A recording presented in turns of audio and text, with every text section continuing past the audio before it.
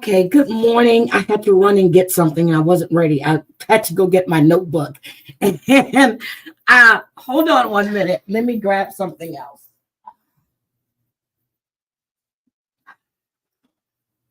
Okay. I'm sorry. I forgot. I had to get something else because I can't always read things on the screen. So I need it in front of me. Okay, good morning. Good morning, good morning, good morning. So, let's see. Hi, Savage, my dot. Hi, Kels, Christoph Van Always, Cree, Carol Mayhill, good morning. Aaron, good morning. Crazy Cat Mama. Good morning, Grass Toucher. So, there's been some great news.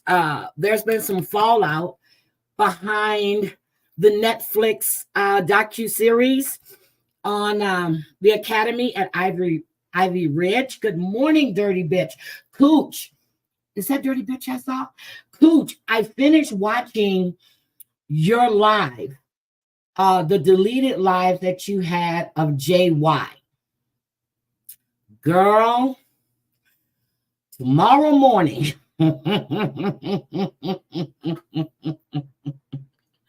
Tomorrow morning, it's gonna be a church service tomorrow because there was nothing in that video that told me you were worried about a man that was missing. You were giddy about it. You couldn't wait. There's big news. No one. And then, it's in the lower South. And I was like, oh my God. There was no concern about this man's safety. None. So yes, tomorrow morning, not this morning, but tomorrow morning, we're going to have church. We're going to definitely have church. So I was like, what the fuck? Yes, Savage. And I'm always in and out, but when I say I go back and I do replays, which I might have to start leaving little comments, but I had to listen to that twice.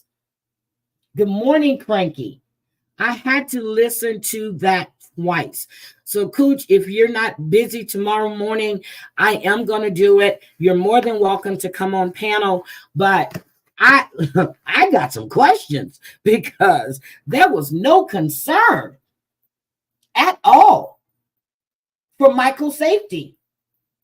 Yes, we're gonna need some baked goods, preferably some THC, CBD, whatever good y'all want to partake in. That'll be fine. Maybe I might get a hold of Bambi and have her make me some fudge. I don't eat fudge though, but she's gonna make me a bear. Anyway, let's get to this fallout for the Academy of Ivory Ridge. The director of this school, Jason Finelson, was fired from his job on March 7th, 2 days after the docu-series premiered. So, they say karma is a bitch. And boy, is she coming for all of them. They all need to do a class action lawsuit, but I have no idea. But he was working for Leighton Construction, and he was their safety manager. They fired his ass after that docu-series came out. I'm just like, oh my God. So I got the message last night. So I went, this morning when I read my messages. So then I went and I looked it up. So one of the former students that was enrolled at Ivory Ridge in 2005 described Finelson's firing as a sense of justice, admitting that she never thought any ramifications would come to those in charge at the school. She said, I didn't expect any legal repercussions, but for me, Justice is that people in these communities are going to see the names and faces of all these former staff members, and they will have to answer for what they did. And I'm happy people are seeing it. I had a message from a young man named Troy Rupert. He said that he survived an academy in Texas and the one in Costa Rica. And he's so happy that their story is coming out. And the fact that that docuseries went to #1. And I did respond to him, and I told him if he felt comfortable, I'll be more than willing to have him on the panel. So she goes on to say that they can no longer hide or try to lie. And for me, that gives a great sense of justice. The fact that 2 of the biggest abusers from the academy at Ivory Ridge have been fired from their jobs after 2 days of the documentary release proves that the communities are outraged and refuse to let them get away with it, even after all these years. She says that this is only the beginning for former staff members at Ivory Ridge. After so many years of being told we wouldn't be believed or we should just get over it, it's the most incredible feeling to know that not only are we believed, but we have real support surrounding us. And I hope every single one of them pay for what they did to these kids. I still think that now that everything is out, I think they have the makings of a class action lawsuit. Look at what happened at the Nova Scotia School for Colored Children. They got $34 million for over 300 kids receive adults now. $34 million. It doesn't justify or rectify what happened. You can never get enough compensation, but that speaks volumes to me. Good morning, Mustang Sally. Good morning, everybody that's coming in. I was reading from the Sun. Let's see. Good morning, Tina. So I'm so happy that people are starting to see who the fuck these people are and were, because I don't think they've changed. And then you had the one that was molesting students at Nova Scotia that went on to be a driver for a daycare. Are you kidding me? So yes, I feel that they're going to get exactly what they deserve. So there's another story about this guy named Eddie Curley. He goes on to tell his story. He was kidnapped from his bed in the middle of the night by 2 strange men, handcuffed and driven to this place. So he's telling his story. There are so many kids that are coming forward. He said that he was on a varsity. He was a varsity sports star.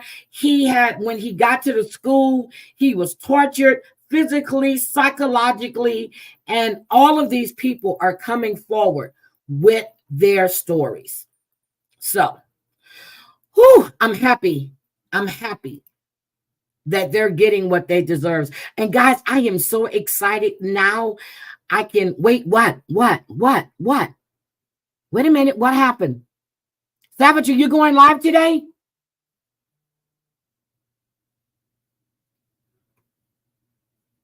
Good morning, Glenn Crack.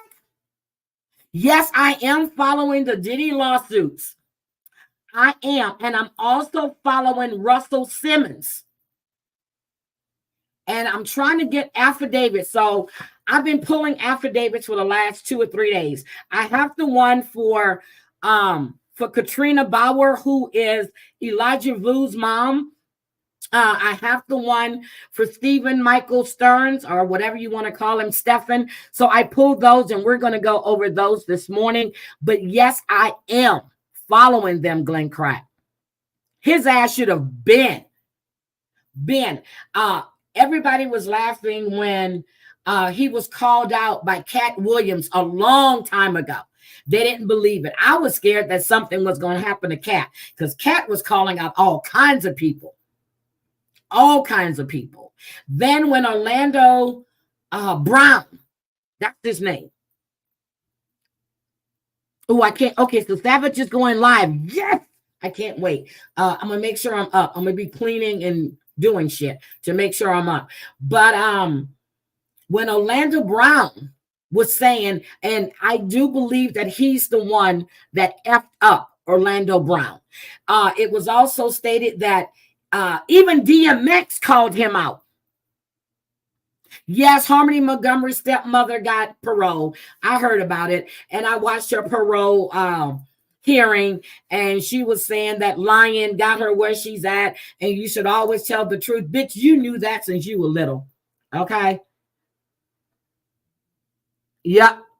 You knew that since you were little. So I was surprised they gave her parole. I really, really was. Good morning, Kelly. I was really surprised she got parole. So I did watch that. I did watch it. I'm also watching, I was watching the father's trial too for Crumley.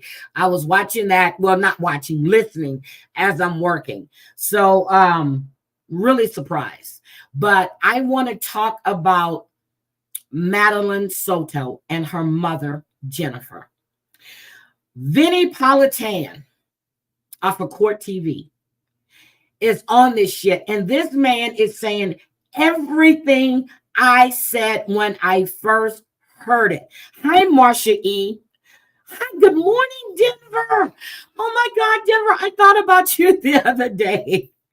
I know you're busy. I've been busy, but I thought about you the other day, Denver. So, Jennifer Soto. When I first heard about the case, and I'm not going to say I said it when I first heard it, I was feeling sorry for her. Then when I was watching Robin Hartington case this week, I heard yes. Good morning, Beans. Oh, you were in there with me yesterday?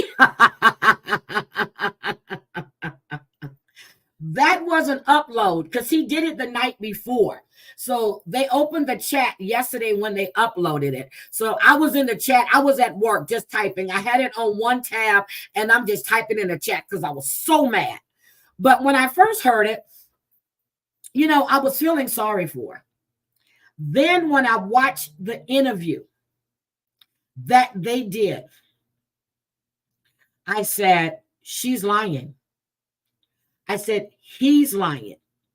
He done put something in his eyes to make himself look like he had been crying. And there was not one tear in his eyes. Thank you. She was hiding something. Ooh, this is the best time to get her. It's tax season, Denver. Come on now. So I watched her, how she was making her legs shake, how there was no distress. She wasn't stressed out. She wasn't crying. Susan Smith did a better job at acting than she did. I said myself, that little girl probably never left that home alive. Then you said you saw her around 8:30. How the fuck did you see her around 8:30 when he was seen on videotape dumping this little girl's backpack, her laptop for school in the dumpster where your dumb ass live? So that no, she was deceased. She was deceased. I said she never left that home alive. Then you sit there and say, we dropped her off. No, we didn't. Then down the line in the interview, you say your partner, dropped her off. I listen really, really well. I don't have to see you. I listen to what you're saying. I've always been that way. I hear you. And then I'm going to break down your shit. Even when I had all those people on my panel, I wasn't paying attention. I was listening. I wasn't looking at them. I was listening to what was being said. I listen really, really well. I remember telling you guys about this story about this lady that I met like 20 something years ago. We were at a Christmas party and she was telling me her whole story. And my sister was going and she just kept talking. She goes, I know I'm boring you and you're probably not paying attention. I said, okay, here's what you said. I said, do you want me to? No, I said, do you want me to tell you what my opinion is? And she looked and I ran down everything she said. I said, to me, you're being used. I said, I heard exactly what you were saying. I don't have to see you or look at you. I can hear you really clearly. And people have an issue with that. If someone walks in my office and I'm busy and they're talking, they want me to stop what I'm doing so they can have my undivided attention. I hear you. I don't need to look at you. So we're going to go and we're going to listen to Vinnie Politan. And then I have his, let me pull up the affidavit so you guys can see. I can't share them both at the same time, but I'm going to show you, I'm going to point out some stuff in this affidavit to you. So let me just share this with you. Okay, here's the affidavit. I need to make it a little bigger so you guys can see it. Okay. So this is the affidavit. Okay. And so it states that, oh God, he has sexual battery of a familiar custodial authority, possession of material sexual performance by a child. Okay, then we're going to come down here. So they said the mother advised her daughter's stepfather, Stephen Stearns, Stephen, whatever y'all calling him, pick her up from home and dropped her off at Hunters Creek Middle School. Now, she never said he picked her up from home. She said he took her to school. Okay. She was reported missing on February 26th. Then they go further to say an interview was conducted with the victim's stepfather, Stephen Stearns, who advised he picked the victim up and dropped her off in front of Peace United Methodist Preschool. They give the address and everything. He said he dropped her off at 8:40 a.m. Okay. So Hunters Creek Middle School begins class at 9:30. A license plate reader captured Stephen's vehicle with Florida tag IYLL 82 driving away from the school at 8:10. So how did you drop her off at 8:40 when they have you driving away from the school at 8:10? During the interview with Stephen, he provided consent to search his phone. However, he stated had accidentally performed a factory reset. I have never accidentally performed a factory reset on my damn phone. And I've had a cell phone since I had the car phone when you plug it in and you could only use it in the car. It was a GTE phone. Jesus Christ. Okay. So the same day the little girl went missing, Stephen provided his phone number as 407-256-1832. I also found some stuff on Reddit. He was in this gaming room for kids. Okay. So yeah, I have that too. Okay. So after an extensive canvass of the area and interviews with the victim's family and friends, it was unusual for the victim to be dropped off down the street from the school and not stay in communication with family and friends. Upon reviewing the contents of Stephen's phone, or Stephen, several images and videos were located which depicted the missing juvenile with her breast, vagina, and anal opening as the focal point of the pictures and videos. There were also pictures and videos depicting the missing juvenile's vagina and mouth being penetrated by a penis. Did we hear this? This child had been abused for years, and her fucking mother knew. And then I'm hearing that other family members knew as well. All of you motherfuckers need to be put underneath the jail. So they're saying that they have probable cause to believe Stephen was in possession of material depicting the sexual performance of a child. He had this young girl sucking his dick. He's taking pictures of her anal, of her vagina, of her breast.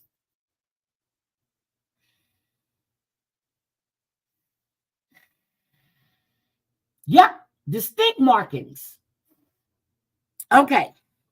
It should be noted the penis observed penetrating the victim had distinct markings on it, which consisted of a bright pinkish color skin below the head of the penis until approximately a quarter of the length down the shaft of the penis.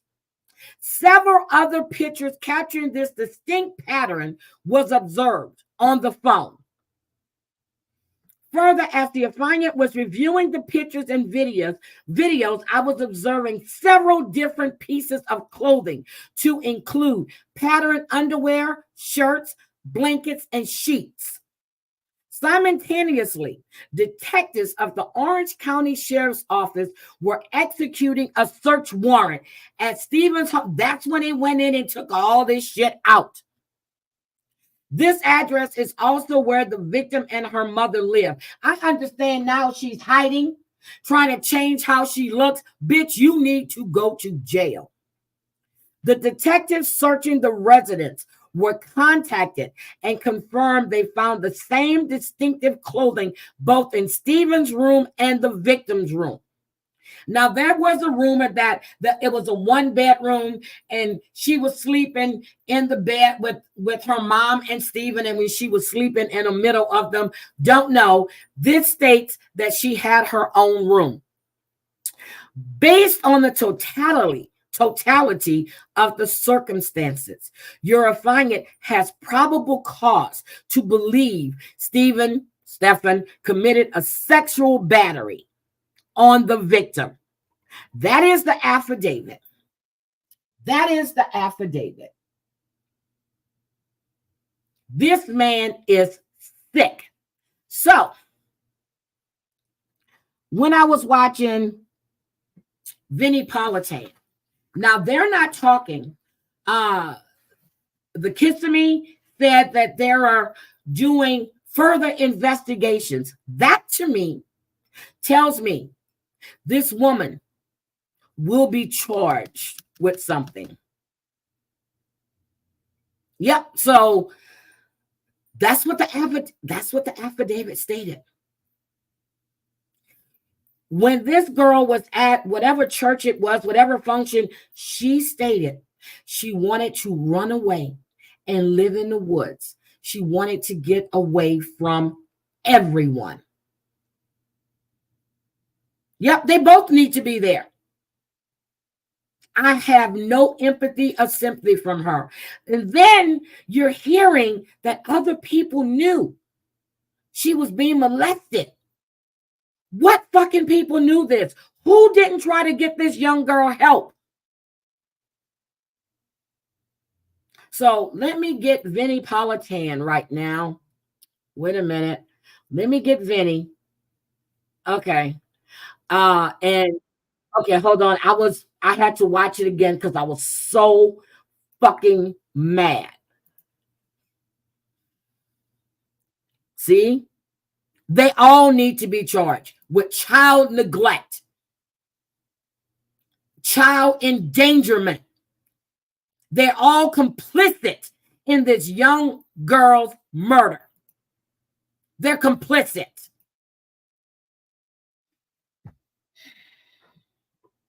I don't know if the grandmother knew, but they're saying that family members knew. They're saying that they knew she was covering for him, meaning Jennifer Soto. It could have been an abusive relationship. I don't know. But bitch, you leave the house every day to go to work. You could have ran. You could have went to the I'm sure you passed a police station. I'm sure you did.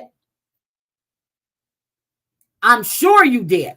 Let me put my fair use thing up here. I've never gotten struck by them, but still, I want to do fair use. I want to do fair use, fair use. Oh, I need to do trigger warning. Shit. Okay. So, you passed the police station, I'm sure. Then there's a rumor that Madeline could have been pregnant. I did. I put trigger warning. I'm going to have to fix this. Fair use, I'm going to have to fix those banners. Yep, anybody would have helped. This young girl has been abused since the age of 10 or 11. She's now 13. She's got boobs. You're taking pictures of her breasts. You're taking pictures of her anal. Did you penetrate this young girl anally? Oh my God, I can't even think about it. I can't even fucking say it.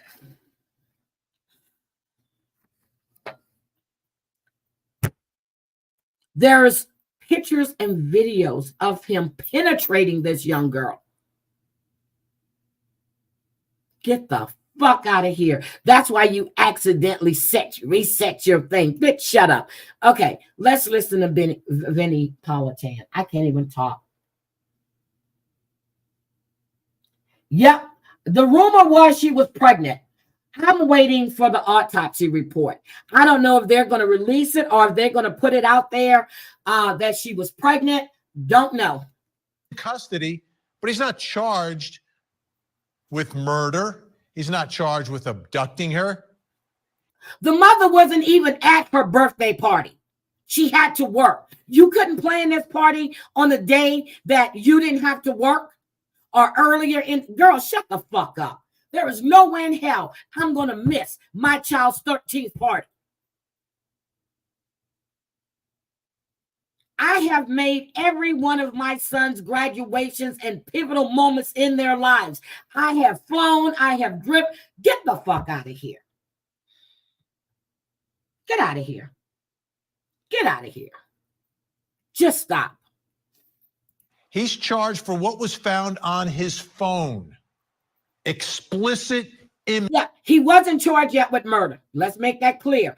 Unless they updated the charges last night, when I looked, there was no charge yet for murder. Images. Horrific images of that little girl. What's the connection between him and this little girl? That's his girlfriend's daughter. Yep. Apparently, he calls her his stepdaughter. Look at Vinny. We've got bigger news tonight. Now, the initial arrest was for what was on his cell phone, Stephen Stearns. That's his name. Stephen Stearns. And the affidavit that was released was heavily redacted and didn't have a ton of information. It had Mine's not enough redacted. that you knew what was on there was really bad. But a second affidavit has been released. It's not as heavily redacted and tells quite the story. A more deeply disturbing story of what is alleged to have happened to this little girl. And I say alleged, but it's based upon images found on his phone. Okay? So all these allegations I'm going to be talking about from this affidavit are based upon what they found on his phone.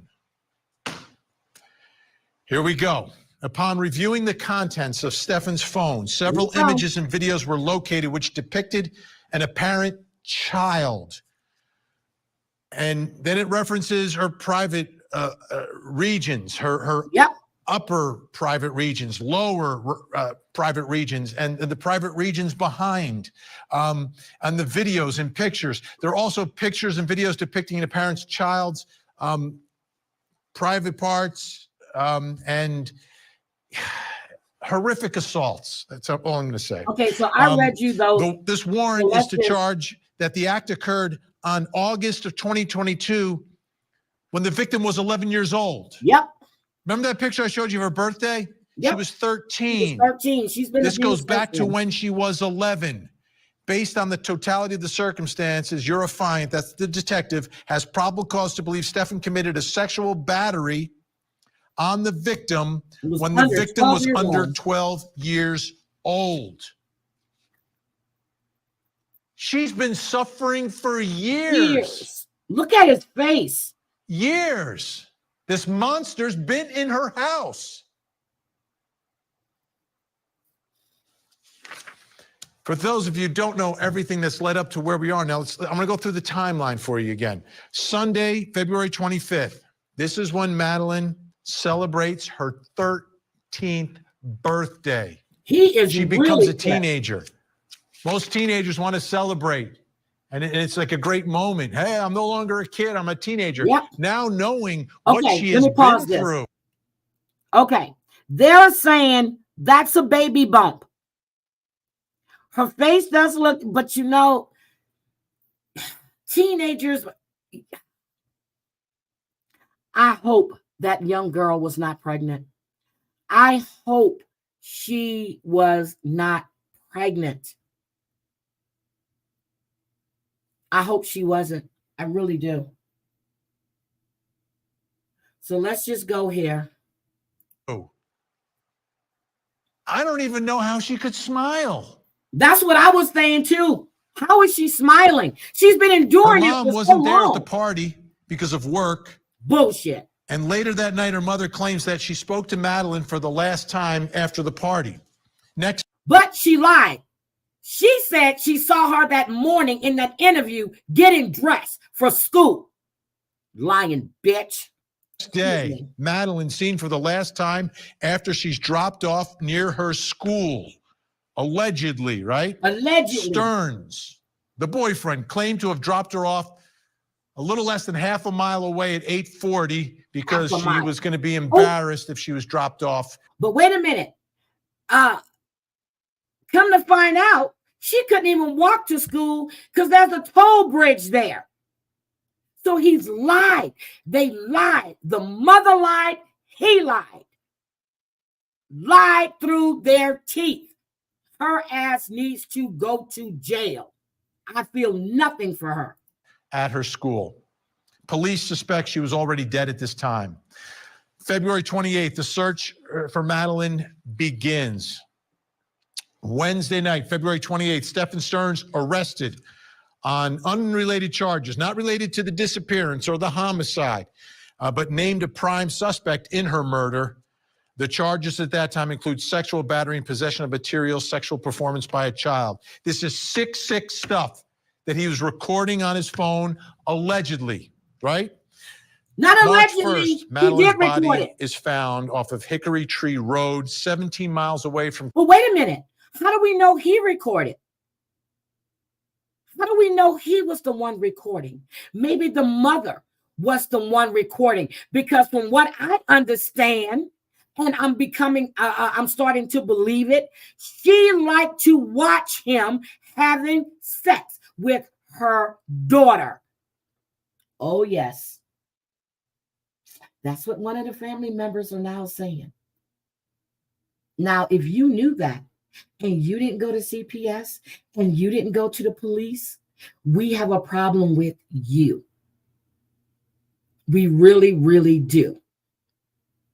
Okay, so cyber hotline, I see you're in the chat. Whatever message you have for Cooch, you can give it to her now. She was in the chat. So just give it to Cooch. I'm going to say this one time. I don't care what goes on in other chats. I don't care what goes on other people's IG. I don't follow them. Don't give a fuck about them. I don't care about that BS that they're doing. I really don't. So, Kissimmee in St. Cloud, 17 miles from her home. Good morning, sweets. Oh my God, this is happening in your area. Let's get back to the affidavit, because this is significant as well. Remember, these images that they find on his phone after he had accidentally done a factory reset on them, by the way. That's what he told investigators. Oh, yeah, you can take a look at my phone, but I accidentally did a factory reset. They I still hope got he's the not in information. protective custody. Yes, in Previously, Orlando. detectives of the Oh my God. Orange County Sheriff's Office were executing a search warrant at Stefan's home address. Yep. This address is also where the victim, her mother, and Stefan live. Now you know. Images. Oh shit! I'm sorry. Hold on. In Now you know I didn't redact anything. I pulled it straight from their website. I didn't redact shit. And the funny part is, normally in a case like this, they won't put everything out there. Just like Vinny said, you know, the other one, so some of it was redacted with the address and everything. The one that I have, everything is there. His cell number, home address, every single thing is there. They don't give a flying F about this man.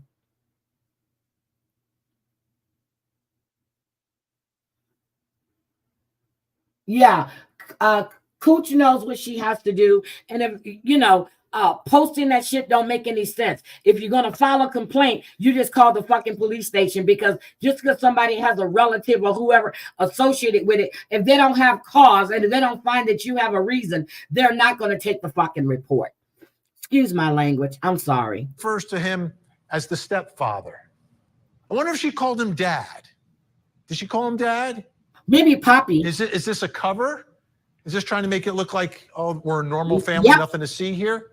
Or is that legitimately the way this family was functioning and operating? That's the way they were functioning and operating. Now, in her interview with WFTV Orlando, the mom, Jen Soto, was asked about the last time she spoke to Madeline. Pay close attention to how she refers to Stefan Stearns in this interview. Okay, also, I was corrected. I thought he was playing with a dog when she was doing the interview.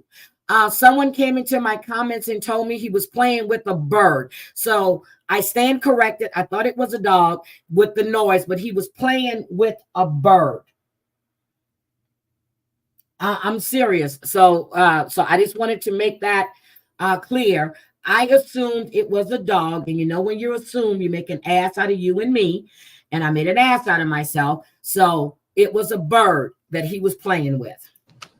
A parrot. We spoke about her birthday party. She had a birthday party on Sunday. Shaking her leg and everything. She had a great time. Making herself shake. I couldn't make it because I was working, but she had an amazing time. She was so happy with all her gifts. The gifts that she won't get to use. Told her good night, and did you take them back to the store yet? Yeah, that was it. I was the one who took her to school in the morning. That was my partner. Her partner. Yeah.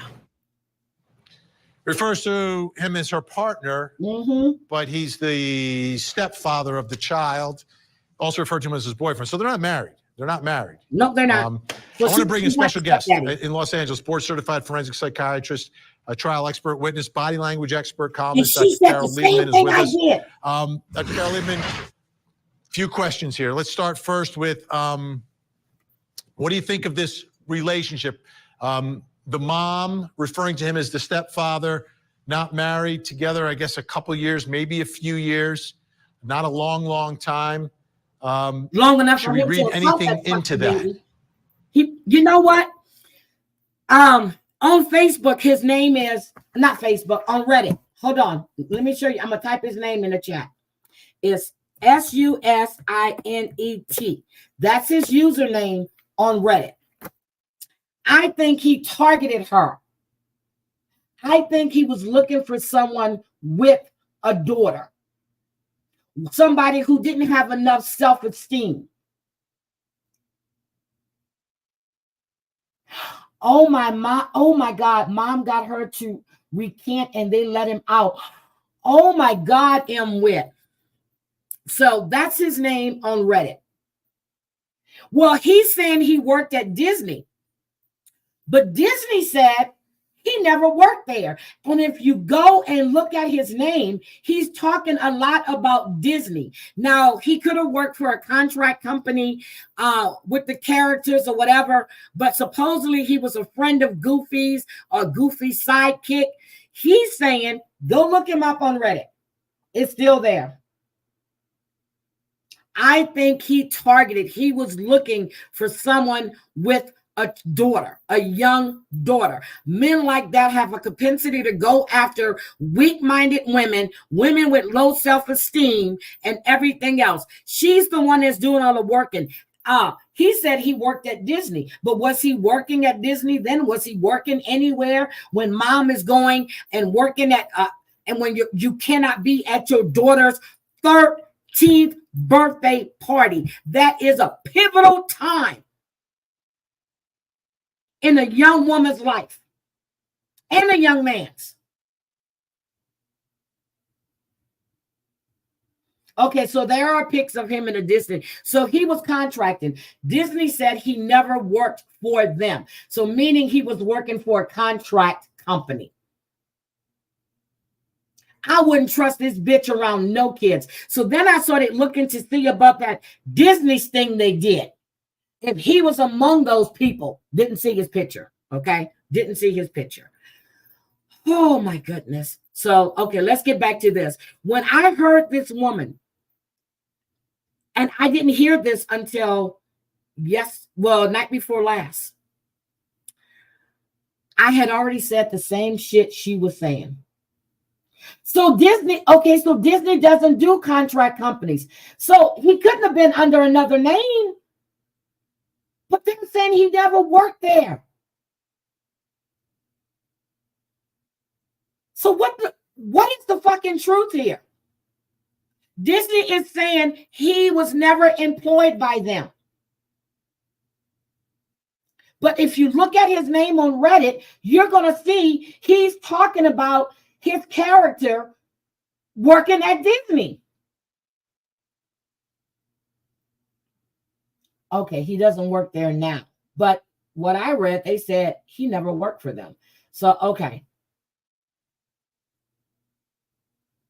Okay. I'll go back and read that again, but I swore they said that he was never employed by them. I will go back and look at that again because I don't like to put out misinformation. I will read it again. Thank you, Sweets and Beyond. Okay, here we go. Well, I don't know necessarily about, because she seems to call him a couple of different things, but what this is an example of, and I think it's useful to acknowledge this, that this kind of thing, okay, we don't know all the facts, but it seems like this is the kind of thing that is happening really more often than people realize, where a single mother who's alone, who's lonely, who has low self-esteem, I'm gonna get some coffee. Gets targeted by a sexual perpetrator. See? I said that last week. And they look for situations like this. And sometimes the mother knows what's going on, that they're having sex, and sometimes they don't. But when they do know, they decide, some mothers actually, call the police and right away and take care of the problem. But some mothers just are in denial or turn a blind eye because they don't want to lose the relationship. So basically they're selling their daughter out. Sometimes it happens with sons too, for that matter. They're selling them out so that they can stay in this relationship, whether it's for financial reasons or emotional reasons. But so we don't know yet what this story is with this mother. Let me ask you this. Is it possible that the victim, Madeline, in this case, this goes back to at least August of 2022 is what investigators believe.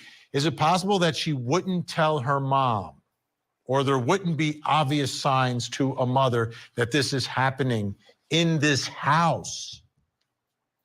Well, going on for 2 years, 11 to 13, at least that's where the pictures come from, and being in the same house, it seems very unlikely that she wouldn't have seen clues. The daughter may not have told her, and that's, there are all these psychological deep reasons for things. Like sometimes, children do. Thank you, Sweets. I have it. Stephen Stern's working at Disney as a cast member on the Journey into the Imagination ride in Epcot just a few months before he was arrested having child porn in his phone. Also, the prime suspect in his stepdaughter, Madeline Soto. Yep, I see it. Thank you. This is from jail. I don't like him. Well, I don't know him not to like him. I just hear the things that people say about him. But I do see him in his uniform, and he's working at Epcot. Thank you, thank you, thank you, thank you, thank you, thank you. I see it. Thank you. Tell right away, or sometimes they tell eventually, because they want it to stop. But sometimes they're afraid, they're ashamed, they blame themselves. And sometimes they recognize that the mother wants to stay with the man, so they, don't want to ruin things. Sometimes they don't want to ruin the financial. I don't believe that. I believe she told her mother. I believe she told her mother. I believe she told her. I really do believe that. The mother knew. There is nothing that anybody can tell me that she didn't know what was going on. You knew. I see that from the way you were sitting there. He's crying or faking like he's upset. You don't have a tear, no stress, no nothing. You look like you were sleeping. There were no bags under your eyes. Bitch, you knew what this man was doing to your child. And if what I'm hearing is true, is that you like to watch. You a sick bitch, and you need to be thrown underneath the jail along with him. So situation. So, you would think, of course, they have 4 bedrooms, so that maybe made it a little harder, but you would think that she would have walked in on them at some time, which makes the birthday situation very curious. They didn't have the party on her birthday, so why would they pick a day when the mother wouldn't be there? Did the boyfriend pick the date because he wanted to be alone with her after her party? There's so many intriguing things that. Yes, he wanted to celebrate her 13th birthday. So, Mom, you can't be here. It wasn't the day of her birthday. As I said, she could have picked any girl. You knew. And I'm sure those cops know you knew. You disgusting bitch. Hi, Missy. Tessa, how are you? Good morning, Pat Alexander. She knew. I watched her in that interview when she gave that interview to those people. I said it, then she knew. You disgusting bitch. That we still have to see. That are unusual. That it don't necessarily make sense. I'm sorry. Like, I didn't see no commercial. I want to take a look at Stephen Stearns. He did an interview the night after Madeline disappeared, which is also the day before he was arrested. Again, this is from WFTV in Orlando. We have that video. Let's watch it together. I dropped her off. Everything looked fine when I drove away. It's the last time we saw her. What were the conversations that y'all had in the car when you dropped her off? Not much. She was asleep for most of the way. Now, see, I said it then when he said she was asleep. That means she was already deceased in his car. First of all, you can't drop her off where you said you dropped her off at. There's a major tollway. She can't cross it. You can't even see the school from there. You lying piece of shit. Every time I watch this, I get pissed. Told her have a good day at school when she got out. I love her. Oh, sweets. Let me ask you, from where they said she dropped her off at that church, and this is what's been being said, you can't even see the school from there. So, and then they said there's a major thoroughway. She couldn't even cross it. She went to Hunters Creek Middle School.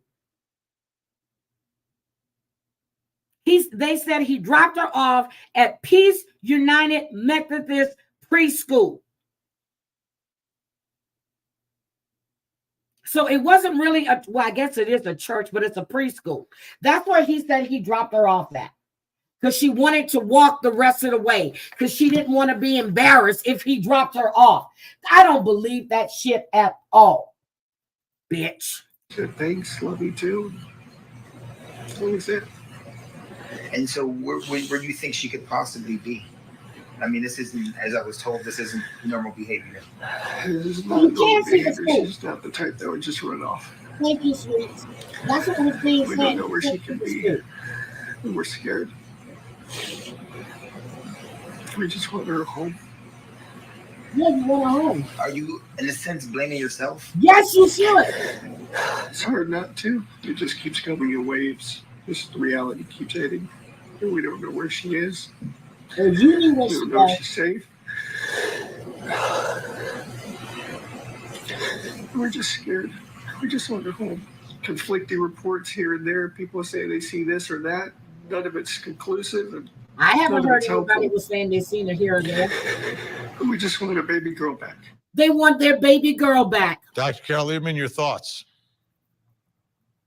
In some ways, it's Got you, convincing, sweet. a good Got you. performance, and in other ways, it's overacting. Thank you. But I saw an interview of him where he talked about how he blamed himself because he didn't walk her up to the door of the school, and that he should have done that. Because he was thinking, or he was trying to pretend that somebody took her. Okay, who walks their child up to the door of the school if you drop them off at school? You may sit there and watch them go in, but who walks their child up unless it's the first day of school and they're young? Who does that? This bitch. In between the time that he dropped her off and the time that she actually entered the school. Of course, we know she didn't enter the school, but it just oozes with psychopathy. I'll tell you that. Let's take a look now at Jen Soto. She did an interview. She had a message for the viewers that were watching. Again, this is when her daughter's missing. This is from WFTV. Let's take a look at her response.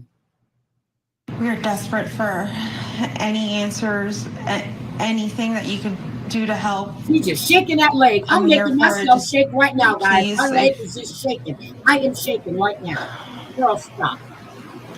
If you see my daughter, just please bring her home. Really? I just hope you're okay, Maddie. I hope you're safe.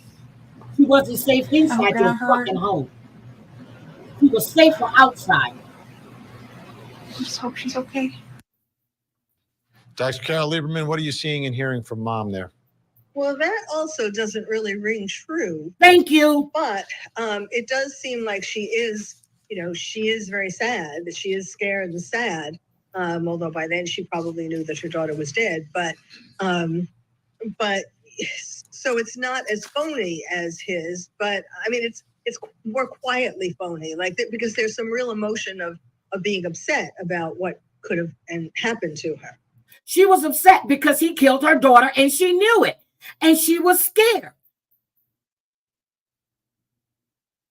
And if they didn't arrest him, I'm sure she might have, but yeah, I don't think she would have disappeared. But again, I want to know, who did Madeline tell? Because trust me, she didn't talk to somebody. If she had friends at that birthday party, just like she said at that church thing, she wanted to run away, she has talked to someone. Could it be a clergyman? Who knows? But if that's the case, he didn't help her. Your ass needs to be in jail too. Dr. Carol Lieberman, great to have you with us tonight. Great insight. Appreciate your time. I know it's valuable, and I know we'll be speaking again. Thank you so much. Thank you. All right, folks, when we come back, we are going to bring in our live in-studio think tank. Yeah, and look who's in town from the left coast. Brian Watkins. I don't want with Molly Farmer and Daryl Cohen.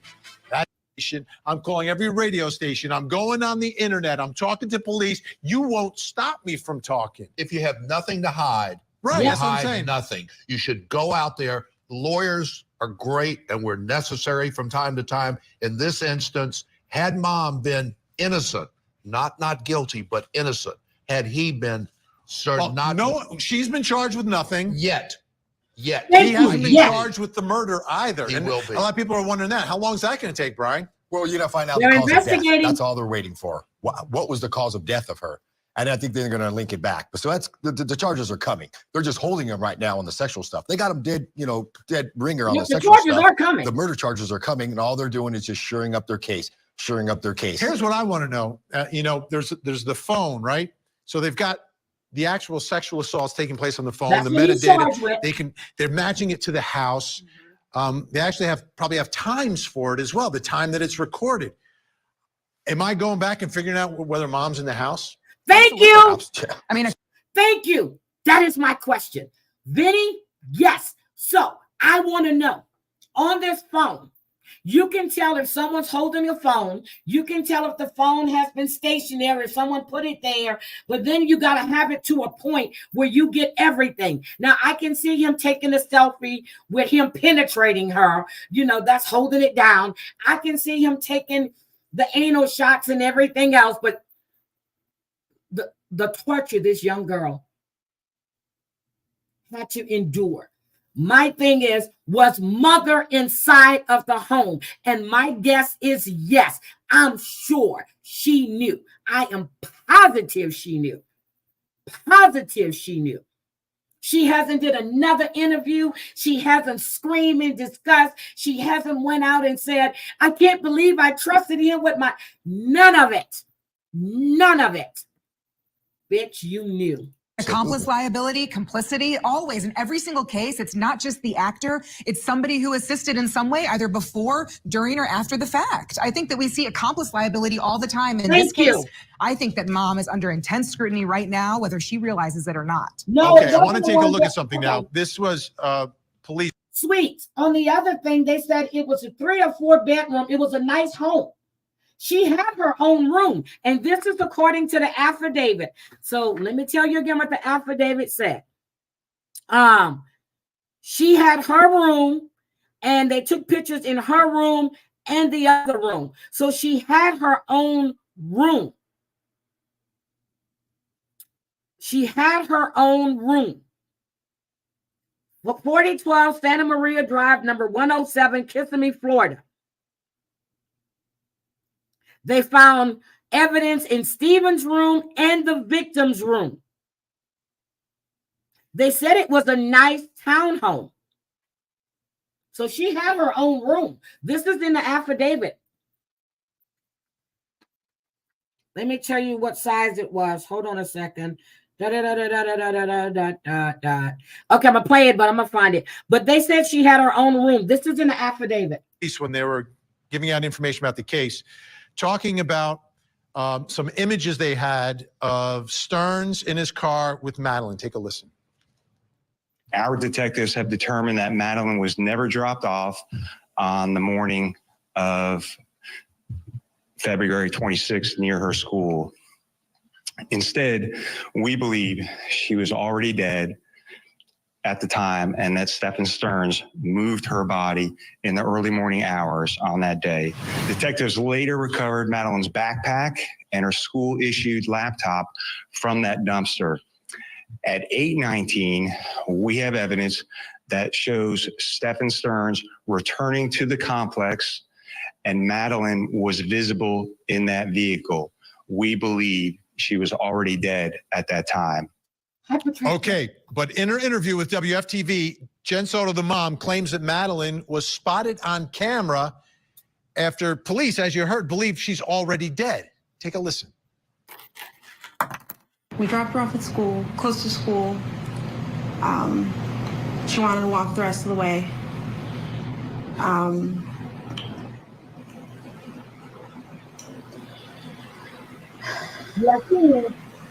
not sure what I'm allowed to share. You share whatever you feel comfortable. You share everything that you sharing. I know you have conversations with detectives. Her eyes are not sure darting. the conversation is, but whichever you feel comfortable sharing, that we'll put the awareness out there.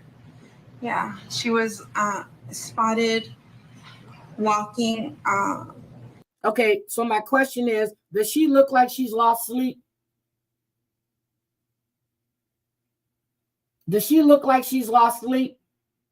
Yeah, but they said she had her bedroom and in his bedroom and her bedroom. So she had her own room. They said distinctive clothing both in Stephen's room and the victim's room. I'm trying to find where I read the size of the townhome. But they also say that on or between 3/20, so that's all, March 20, 2022 to 12/3, 2023, the defendant Stephen Michael Stearns did violate Florida state statutes and commit the offenses of sexual battery and possession of material sexual performance by a child. So if you look up 4012 Santa Maria Drive, number 107, Kissimmee, Florida, you will know what size it is. This man is 6'2", and he weighs 220 pounds. They give me his driver's license number and everything. He's 6'2" and weighs 220 pounds. By the church, by the middle school, on the cameras, they saw her hang out in the parking lot for a little bit. The address is 4012 Santa Maria Drive, number 107, Kissimmee, Florida. That is the address. So 4012 Santa Maria Drive, number 107, Kissimmee, Florida, 34741. And then get up and leave. They didn't see a vehicle or anything else. They just saw her walk away around 9 a.m. heading towards the school, but she never made it.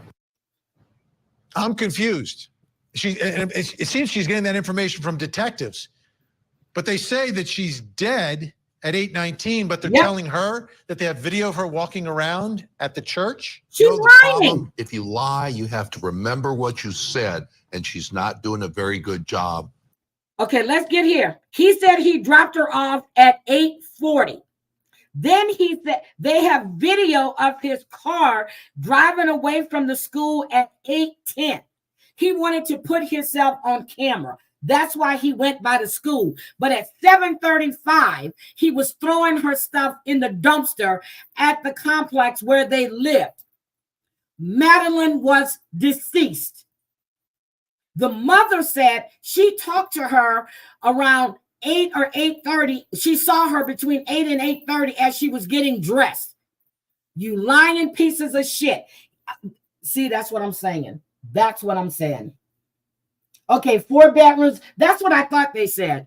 Okay. Of memory, what she said. The detectives here are doing a good job and a bad job. You know why they did a bad job? They arrested him for the stuff that's on his phone. They never should have done that. Why should they never have done that? Don't tell them that they have that information.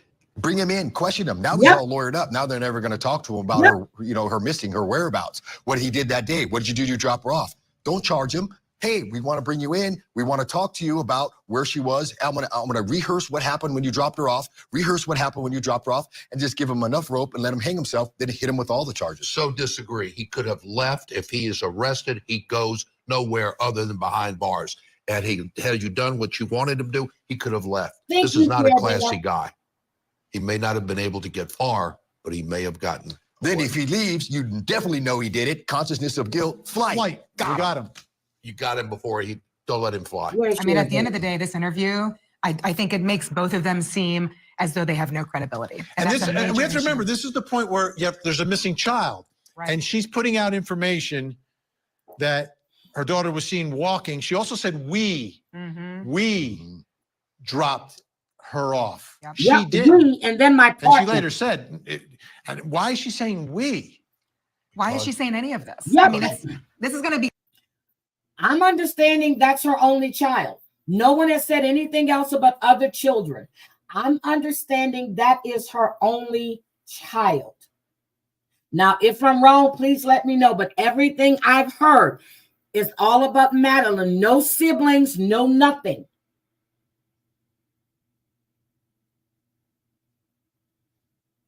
So I'm saying she didn't lose any sleep. I read Cher Bear's comment and I put it up on the screen for a second. Cher Bear said her 8-year-old went, let me read this. She said, no, she hasn't lost sleep. Also has not been crying. That's what I said. I thought I lost my 8-year-old years ago. I went bananas, called the cops, cried my eyes out. She went to her neighbors and didn't tell me. As I said, Susan Smith did a better job. But when I looked at her and I heard her story, a black man hijacked her car, and her 2 sons were in the back seat, in their car seats. I said, girl, get the fuck out of here with that. Be introduced by the prosecution at their trials, and it's going to sink them. And this is So exactly you why. believe mom might be on the hook here? I There's think so. agreement across the board here? No, I don't Recording think she might be on the clip. hook. I think she is on the hook. All right. Hook, line, and sinker. Thank you. Hook, Think line, tank with us the whole hour. Up next. hook, line, and Her sinker. 5-year-old daughter was shot, and Robin Howing. Okay, hook, line, and sinker. She is on the hook. She's on the hook. I don't care about this, that. You knew this man abused your daughter. Now, who doesn't think she knew about this? I do. And I'm sure there's more stuff that's coming out. And when that breaking news happened, I couldn't go live yesterday morning. I couldn't. I had a lot of stuff to do. Good morning, Carter. How are you? Let's remember this, Carter. You're just getting here, so let me give you a quick recap. I pulled the affidavit for Stephen, and I'm going to put it back up on the screen again. I want you guys, Stephen, whatever his goddamn name is. Let me blow this up some. Okay. So they said upon reviewing the contents of Stephen's phone, several images and videos were located, which depicted the missing juvenile with her breast, vagina, and anal opening as a focal point of the pictures and videos. There were also pictures and videos depicting the missing juvenile's vagina and mouth being penetrated by a penis. So this went on between March 2022. This is the pictures that are on his phone and videos, to December of 2023. Some sick shit. And you're going to get on camera and act like you were crying and you were so upset because of what happened to Madeline, when your fucking ass is the reason why she's no longer here. You're the reason why she's no longer here. I just can't believe this. And then, hold on a second. It was something else that Vinny did on this, and I watched both of those. So the church held a memorial service for, and let's see, this was 21 hours ago when they held that service for. It was something else that Vinny did on this. Oh, what does the mom know? Hold on, is this the one? I think so. Hold on a second. Let me grab this. Hold on, let me stop. Let me take this other one down. I'm just so disgusted. Hold on a second. And then we're going to talk about Elijah Vu. We definitely need to talk about Elijah Vu. Definitely. Is this the one?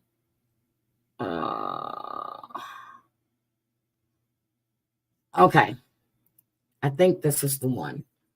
Again, we're going to see that picture of Madeline. I'm just looking at this young girl. So, okay, this is the one. 13th birthday, celebrating a new phase in her life, becoming a teenager. There was a party, but her mother, Jen Soto, could not make it.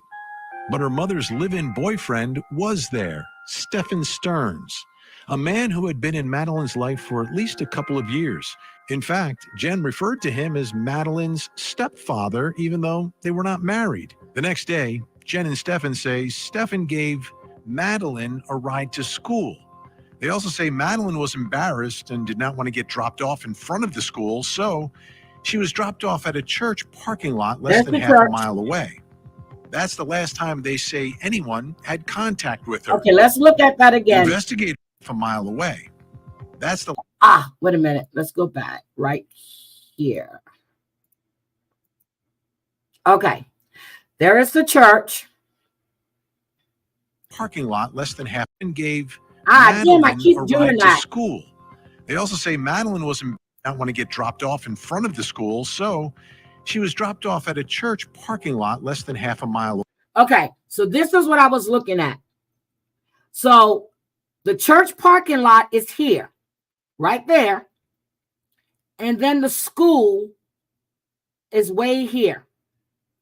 And see, I saw that over thing right here. So this is the freeway. Who's going to drop off their child here and have them walk all the way here to the school? Who's going to do that? The mom could have gotten jealous of her daughter. Good morning, Feel the Love. I'm thinking she got jealous of the daughter too. That's why she has no emotions. But it's also stated that Madeline and her mom had a really turbulent relationship. This is what I saw when I saw this.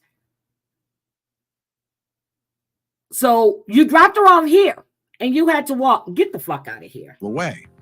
That's the last time they say anyone had contact with her. Investigators say the evidence paints a much different picture. They claim they have evidence of Stearns dumping Madeline's laptop and backpack in a dumpster and have images of Madeline dead inside Stearns' car. Hope, does that look like she's pregnant to you? Does that look, hi, damn it, Mandy. Does that look like she's pregnant to you?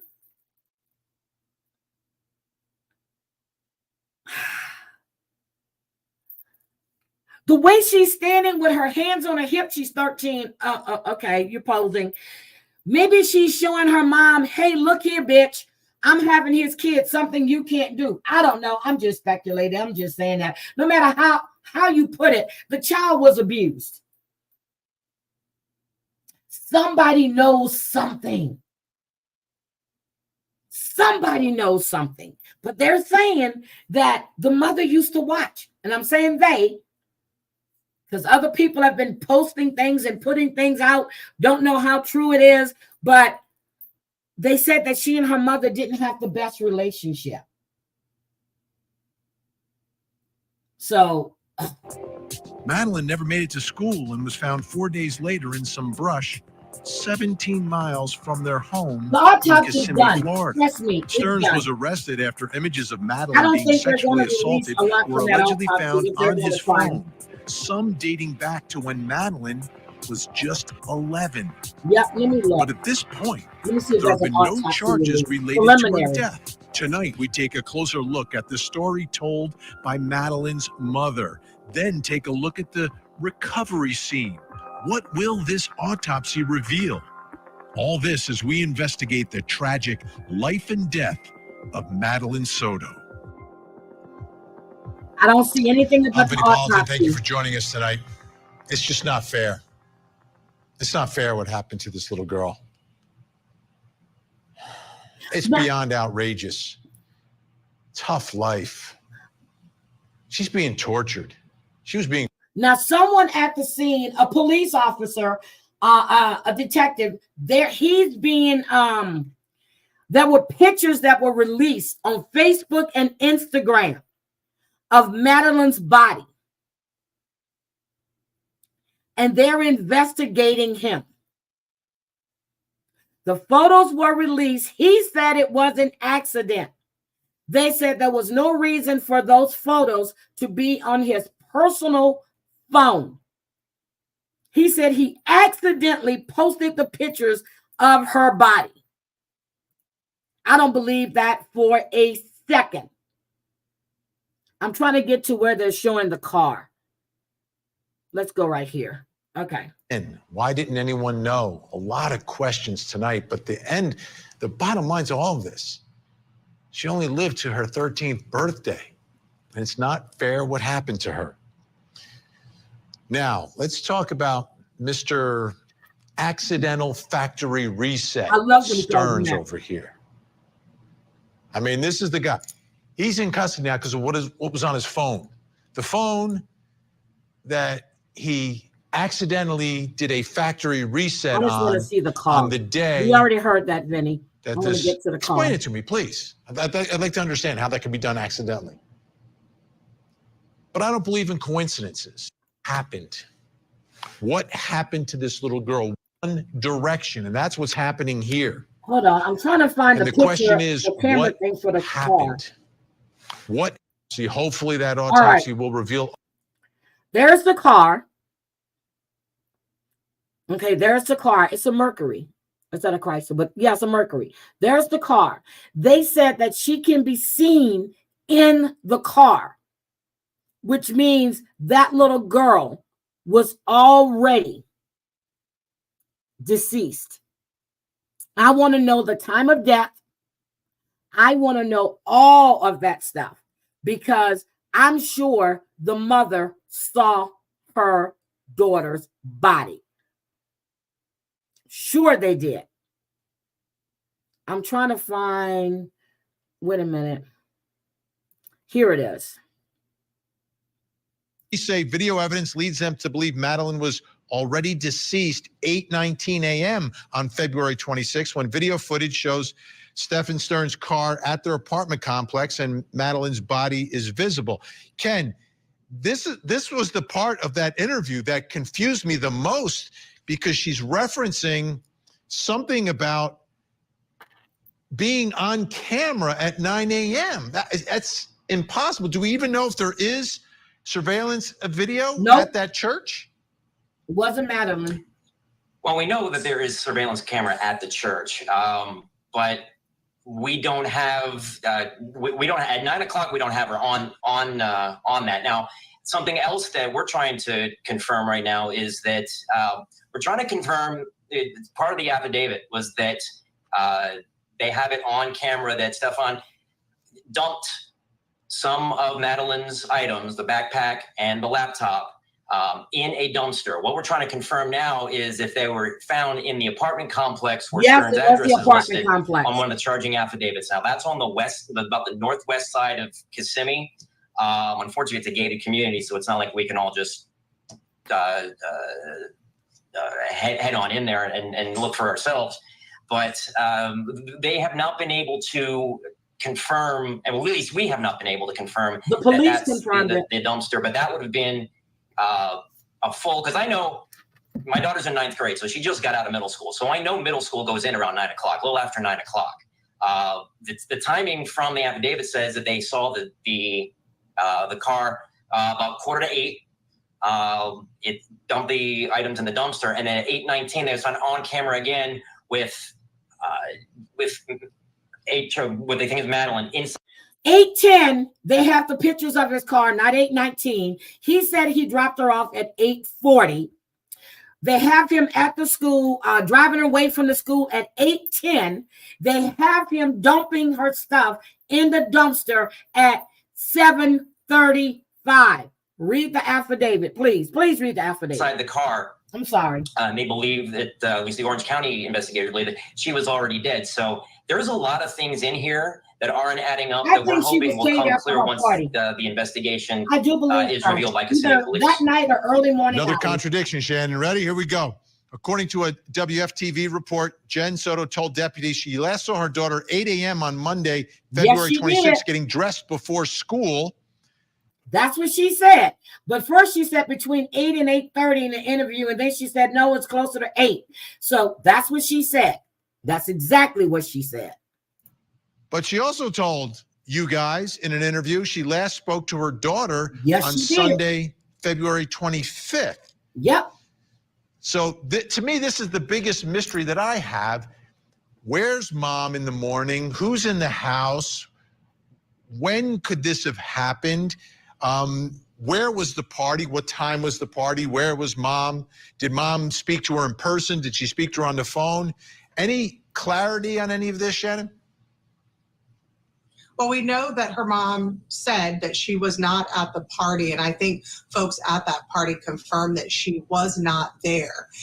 She somehow was back in that apartment, and not for the mom to say that she had that long conversation with her about how excited she was about the party, how she liked her gifts. We have video of that birthday party. We know that the little girl did celebrate her birthday, but once she got home, that's the problem that we're having.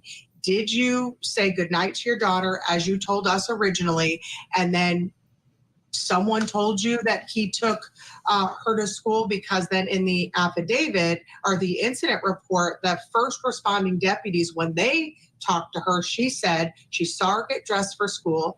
Then she saw Stephen Stearns drive her then to school around 8:30. But remember that video. She said he picked her up. That's what she said. She said he picked her up. That's what she said. Evidence at 8:19, according to the sheriff's office, shows that she was likely already deceased. I think so too. So if she saw her get ready at 8 and then said he took her at 8:30, it's not possible if you look at the evidence that those deputies pulled from the apartment complex. Thank you. They believe at 7:35. Thank you. When her backpack was dumped in that dumpster, she was likely dead then. In fact, one of the reports, it says that Stephen Stearns said that he saw her in that parking lot actually open her book bag and was digging for something. And he said, I thought it was her headphones because she was always looking for her headphones. That was the same backpack that detectives say he threw in the dumpster at 7:35 in the morning. There is video at that church parking lot, but they've never said that's actually her. Nope, it wasn't her. They had some conversation with them early on, and they've held on to that story that she was in that church parking lot. But no one has ever said that was actually her. It was grainy video, but detectives do not believe that was her, seeing as how at 8:19 they believe she was dead. This is, I know investigators know so much more than we do, right? They're holding back, they're putting together, as you described, that airtight case that is necessary to prove a case beyond a reasonable doubt. But this is just, it's not adding up. Like, it's not adding up. What she is saying and what he is saying and what he is doing and the way her story has vacillated, it's something strikes me that is. Vinnie Politan, to me, he's covered a lot of cases. This case really gets under his skin. So that's what's going on with that. We'll keep an eye out for that. So I want to show you this affidavit for Elijah Vu and his mother. She's facing new charges. Okay. So let me pull up this affidavit for her. Oh, Lord, I've been pulling all kinds of shit. So this is the state of Wisconsin. This was filed on 2/26. Okay. This is Katrina Bauer, Elijah Vu's mom. She has account 1 for neglecting a child. Specified harm did not occur, and child under 6 years of age, PT as a party to a crime. So they're saying the above defendant on or between February 12th through February 20th in the city of Two Rivers, Manawak County, Wisconsin, as a party to a crime. Being a person responsible for the welfare of victim child, date of birth 8/2020, through her actions for reasons other than poverty, did negligently fail to prove necessary care so as to seriously endanger the physical, mental, or emotional health of the child. And the natural and probable consequences of this violation would be harm under, to give you that, Wisconsin states. So then count 2, obstructing an officer. The above defendant are about Tuesday, February 20th, while search officer was doing an act in official capacity with lawful authority, obstructed officers contrary to section 946.41, paragraph 1, as a class A misdemeanor upon conviction may be fined more than $10,000 or imprisoned not more than 9 months or both. So she has another count 3, obstructing of an officer. And this one is the same thing. So then she has probable cause based on it. I mean, this is horrible.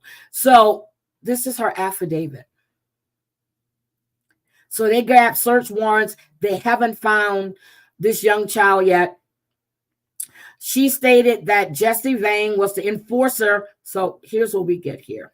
So she drove 2.5 hours to take her child to his father because he was the enforcer of rules in the relationship. And that was the reason for sending the victim to, they calling the child a victim, to stay with Vang. She discussed with him the limits of what discipline she did not want used. This is a 3-year-old child.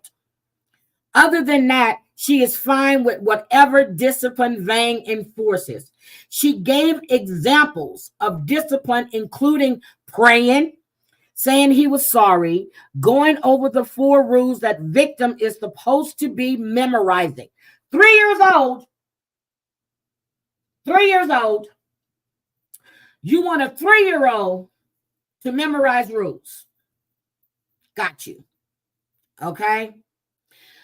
So at no point did she admit she was in the city of Two Rivers between February 12th and February 20th. But you were, because you dropped him off or had any face-to-face contact with the victim.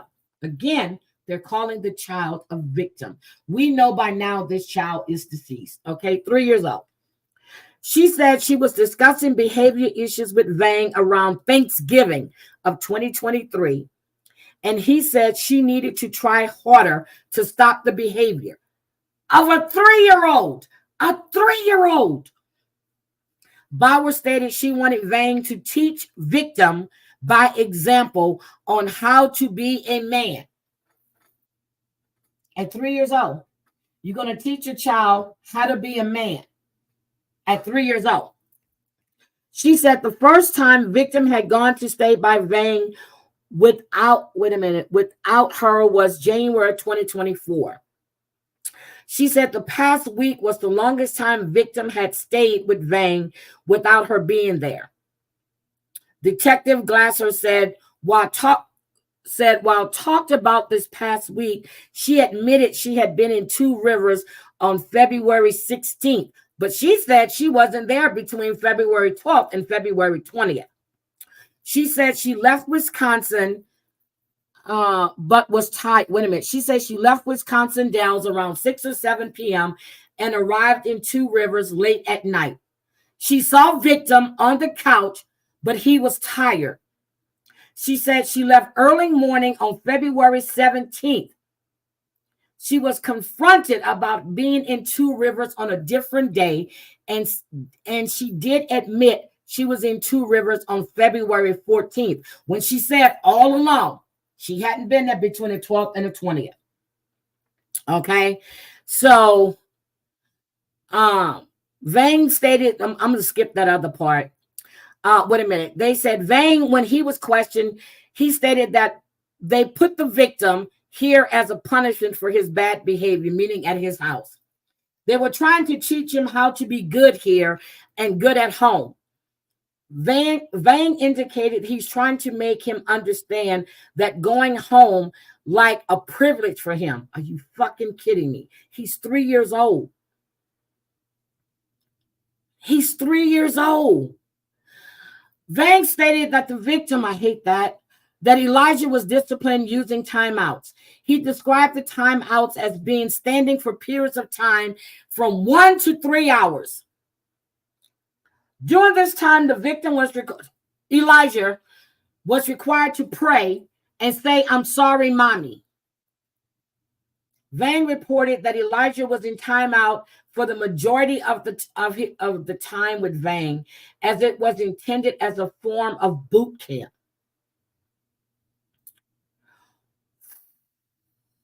I can't.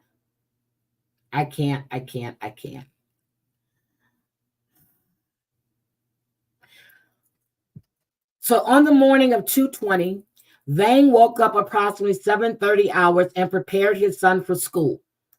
At that time, he saw the victim sleeping on the futon sofa in the living room. Vang took his son to the bus stop and locked the apartment door. Upon returning to the apartment, Vang found the victim still sleeping on the sofa. What?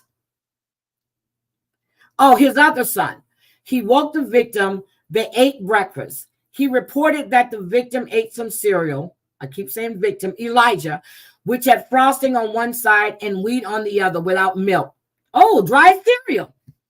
They went to Vang's bedroom where victim was told to stand and pray near the foot of Vang's bed. He did not change Elijah's diaper as he was too tired. So we hear this, right? Good morning, Muggsy. He was too tired. Elijah was not allowed to do fun things as he was in timeout. When asked about any toys at the apartment, Vang reported there was one toy which he received at Christmas time. The toy was similar to a toolbox. However, he was not allowed to play with it during the week of 2/12 and through 2/20 because he was in timeout. I can't with this. I can't with this anymore. But this is this whole affidavit. So the mother has all of these other charges, which she never showed up for. Then she's asking the judge to reduce her bail, and she wanted to be released on her own recognizance. So it's just disgusting. It is disgusting. And then here in Spokane, Washington, we have an airman and his wife that was arrested on the base in Airway Heights, the same base where I had to go to take Kayla to get her passport and everywhere and everything else, for abusing and assaulting their child. They were arrested on January 20th, 2024. Airway Heights Police Department conducted a child abuse investigation after a child in protective services, a CPS worker, brought a 7-year-old boy with bruises on his face and weight loss to Sacred Heart Medical Hospital. That's the hospital I go to. CPS told police that Sunset Elementary School counselor told them the child had unexplained injuries to his face and had significant amount of weight loss since returning from winter break. The counselor further reported the child was eating food and drinking milk from the garbage in school. Oh my God. So the police then developed a probable cause after a thorough investigation and charged Marie L. Collins, the mother of the child, 29, and her boyfriend, Jared E. Reeves, 32, an active duty Air Forceman with numerous felony offenses. Hi, Scottish Deborah. On March 6, 2024, Collins was arrested and booked into the Spokane County Jail on charges of first-degree child assault, assault of a child, third-degree or negligent injury, criminal mistreatment, first-degree, and unlawful imprisonment. Jared was, so the mother got those charges, and then Jared was arrested and booked into Spokane County Jail on the same charges. They said this is an ongoing investigation. And thank you, Shyla, for sending this to me. I will definitely be following this case. This is right here, and this happened on the Air Force Base. On the Air Force Base.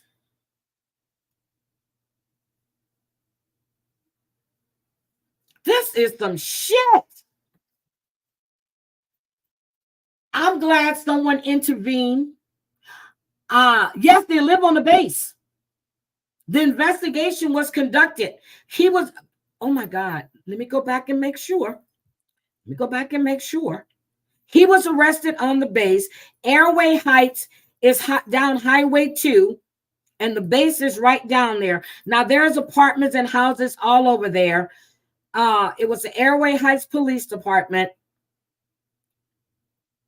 Well, no, okay. He was arrested on base. He was active duty. So they didn't live on the base. But the Airway Heights Police Department is the one that conducted the investigation. Oh, my God. Oh, so he went to Sunset Middle School. I know where that's at. I passed that when I'm going, oh, my God. This is crazy. So the mother's boyfriend, again, not the father, I said father, mother's boyfriend, not the child's dad.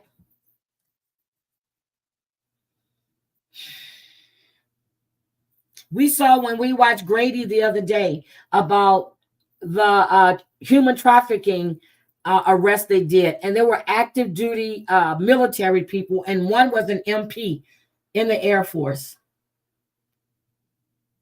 This shit is sick. Again, my children have always come first.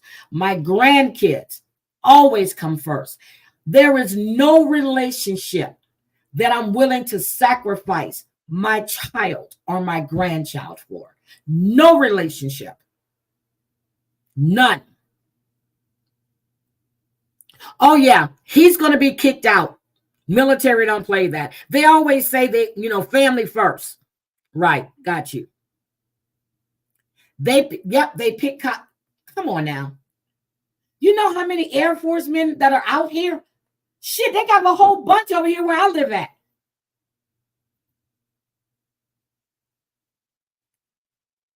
You got all these people that work for Google, Kaiser Permanente.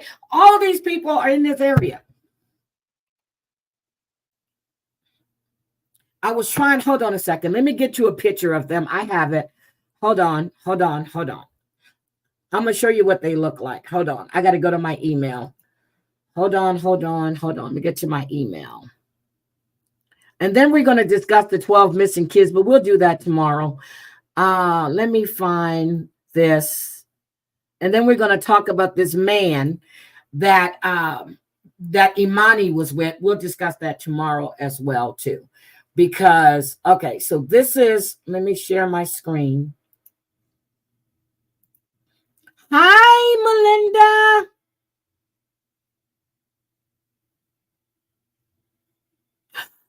Oh, my God, Melinda. Oh, okay, hold on. Let me show you. I pulled the article. I hate all this shit. Let's get this up here. Vroom, vroom. Oh, shit, a commercial. Don't worry. I'll make sure to leave plenty of space when I pass by. I think 200 feet is right here. Thank you. That looks safe to me. And if I can't move over, I promise I'll slow down at least 10 miles an hour. Oh, this is too cute. Or no more than 50 miles an hour. You promise? Promise. We want everyone to get home at the end of the day. When you see vehicles with flashing lights or people working You're supposed to pull the hell over. Move over or slow down.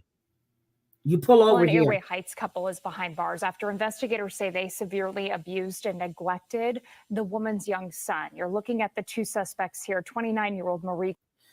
She's 29. He's 32. Now, is he black?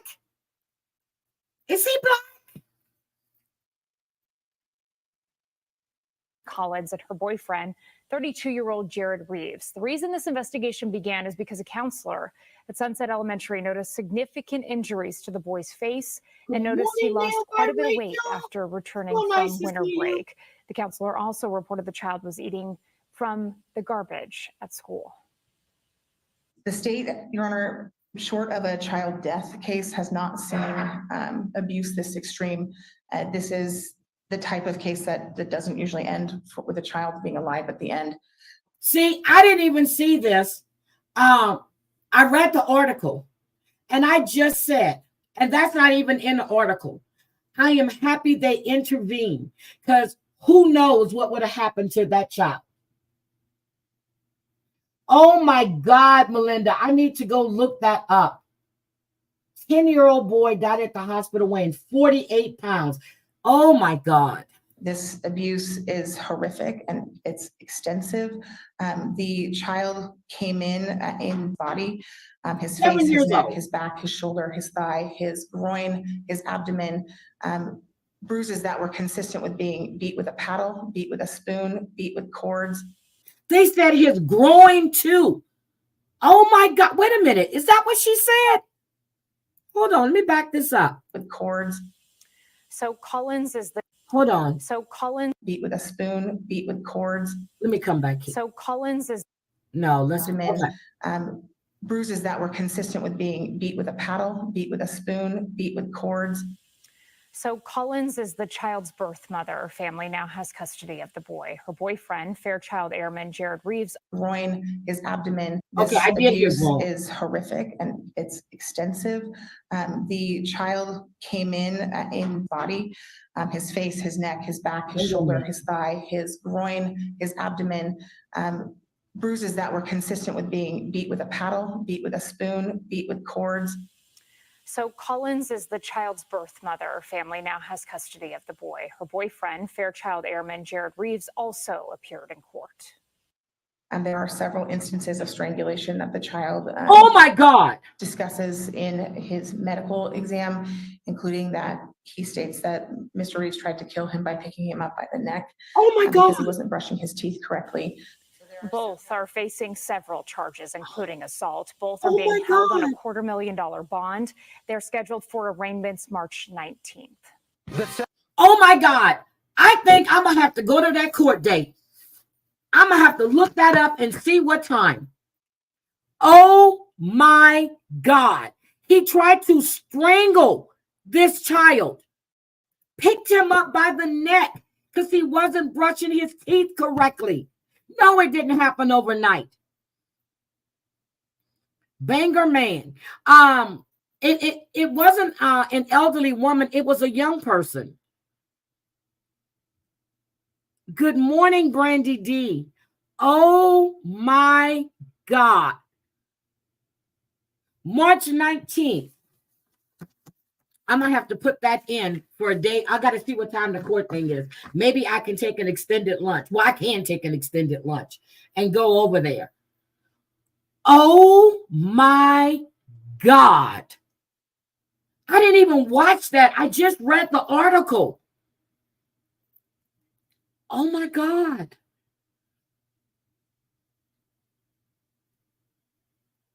What is wrong with these fucking people?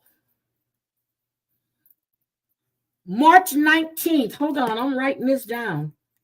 Jesus Christ. Jared Reeves.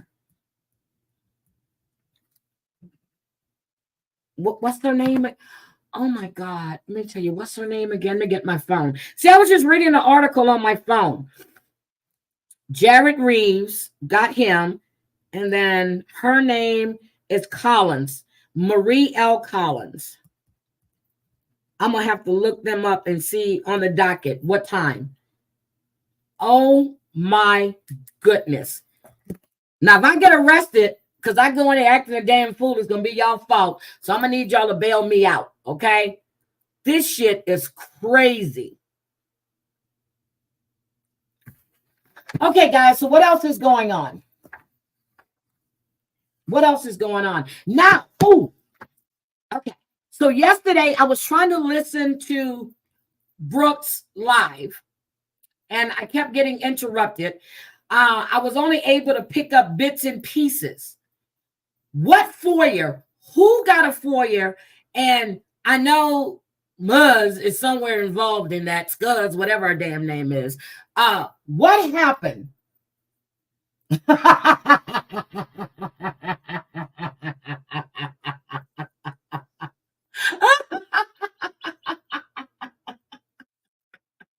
Y'all are crazy.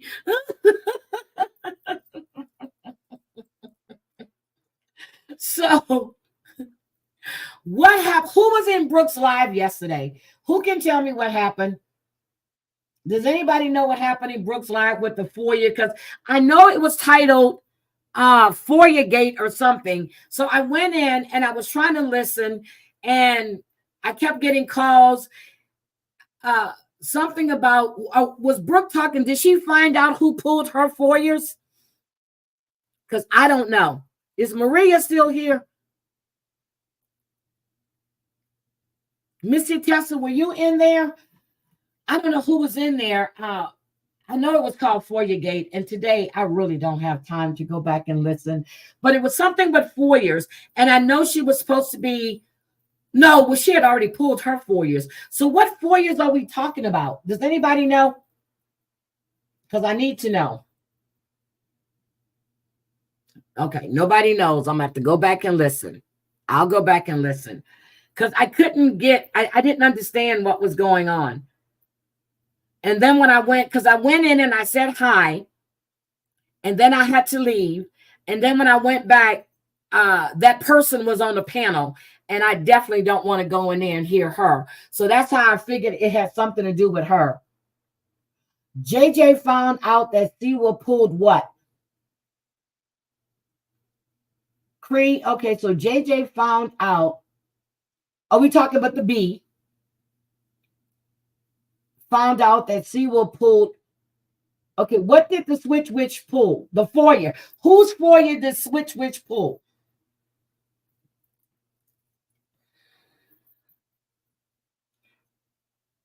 Okay, whose foyer did she pull?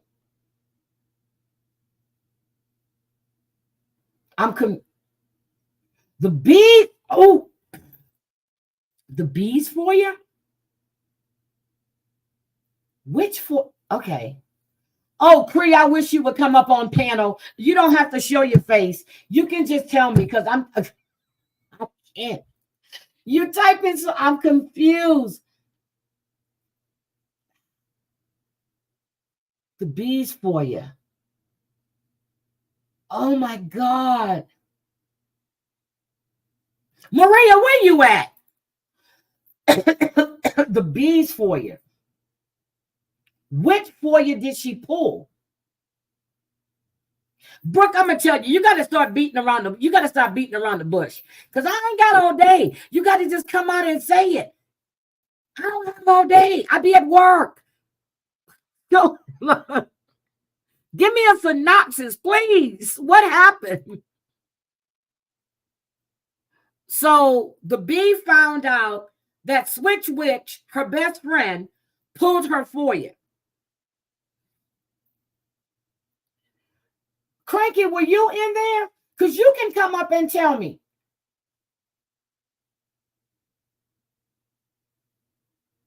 Somebody got to come up and tell me. Cranky, were you in the live? Do you know what happened?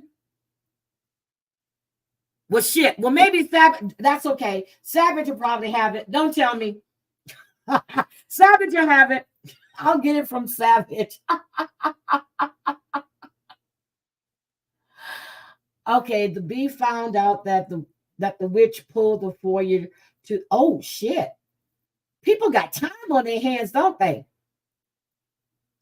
I have to make myself notes just to pull affidavits, and then when I get a minute, I go pull them. Oh, okay. So Savage is live today at 2:30, guys. Definitely going to be there. I got some stuff I got to run out and do, but I would definitely be in Savage's live, and I'm going to keep myself busy. I got to do some spring cleaning. Y'all think I'm kidding. I have boxes that I have packed that I need to ship. And if my granddaughter sends me another message and asks me, have I shipped her stuff yet? I have her guitar that I need to ship. And I was supposed to be taking it up so they can box it the right way so it doesn't move along with her amplifier. I need to take care of that. Good morning, Crafting with D. I'm going to wait. Savage will probably have the skinny on that. So I will definitely wait to get this. Yeah, and Cranky, I'm gonna need you to pay attention to what's going on, Cranky. Because if you're gonna be head usher, I'm gonna need you to send me cliff notes. Oh, she's been going real life. Are y'all crazy? She's been doing this shit. Come on now.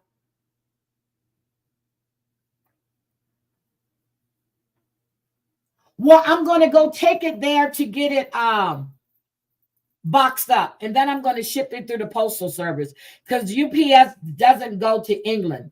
So, but I just need to have it packaged correctly, and I need the right size box for the guitar because the box is in now. The neck is kind of sticking up, and I know I was thinking of getting another box and put it on top and taping it around and doing all of this shit, but I'm just going to take it somewhere to have it packaged correctly. I probably can take it to my job and have it packaged, but I doubt if they'll have the right boxes and stuff, and I'm sure they can put the foam and stuff around it. So, okay, Cranky. Okay, you're forgiven. You had a doctor's appointment. Okay. All right. So, wait a minute. Hold up, doctor. I need to hear this part. So, I would definitely be in Savage's live because I'm sure, as I said, she has the skinny on that. And guys, thank you for being here. I really, really appreciate each and every one of you for being here. I was reading through Katarina, her, I actually have it. I pulled it and I have a copy of it in my email. Oh, Savage, I thought you had, that you know about the foyer that the witch pulled on the bee. Are you aware of that? Oh, you need a link to Brooke's channel. Hold on, let me go get a link. Can somebody get 90 Days on Blast channel, please, and drop it in a chat? So you didn't know that the bee, because I heard a part about the bee calling out Siwa, something about foyers, and I heard Brooke said that she was sitting up on a panel when they were reading her foyers, her daughter's stuff. Yeah, so I didn't get the whole gist of it because when I went in, that thing was on the panel, and I don't want to hear that. Yes, I will. She had to go back to the hospital. I heard Mary Andy was on her way to pick her up. They were on their way to pick her up. Her name is Layla. Is it Leela or Layla? Good morning, jet lag. Yes, guys, please pray for Mary Andy's granddaughter. She's a beautiful little girl. Beautiful. Good morning, jet lag. And I have, oh my God. Layla. Has Bomb been live lately? I'm going to have to go look. I saw she was going live one day, and I swear I set a notification, but it never went off. So anyway, I would definitely, I'm serious. I'm getting spasms all in my back. I don't know why. Yeah, please pray for Mary Andy's granddaughter. Please, please, please. I know she had went to be with her daughter to help out. Okay, she has been live. Okay, Melinda, I'll go check. Because I know I saw she was going live, and I went in and I set the notification unless I was knocked out, because I'm serious. Once I lay in my bed or I lay on my sofa, that's all she wrote. That's why when Savage goes live today, I have some hours to keep myself up. I'm going to run and do what I need to do. I need to run to Walgreens to get some Red Hots and to get some more of that caramel popcorn I like. And then I have to run on Highway 2. I need to go to the Walmart over there because I don't like the Walmart down the street from where I work. So I'll be running around. Oh, my goodness. Okay. Oh, got you. So Switch Witch, Geneva, whatever it is, on Muzz. See, I told y'all don't listen. I don't have forgiveness for none of that shit. I'm not playing nice. I'm not being nice. I want nothing to do with those people. Nothing. Nothing. Nothing. She found out yesterday, but it was okay when they did the shit to Brooke, right? So what happens to me is different than what happens to thee. Again, there are rules for her and rules for different people. Get the fuck out of here.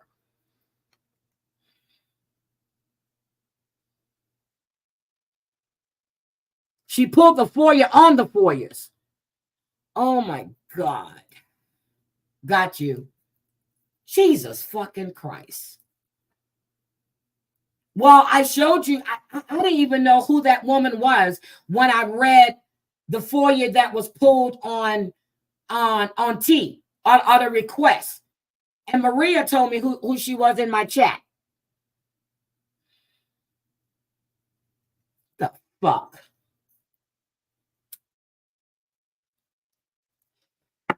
Jesus Christ.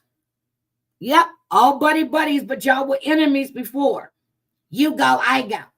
And now you get the fuck out of here. Get out of here.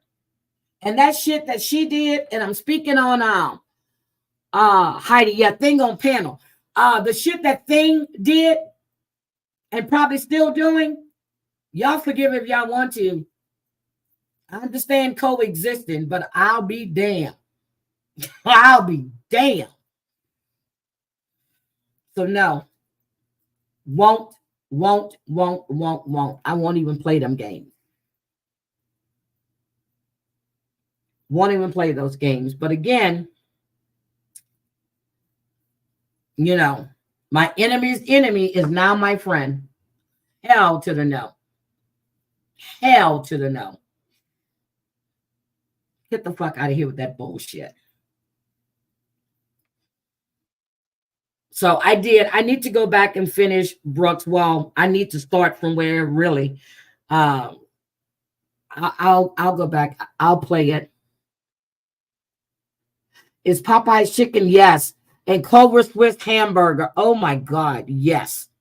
Popeye still isn't here yet. They just started building it.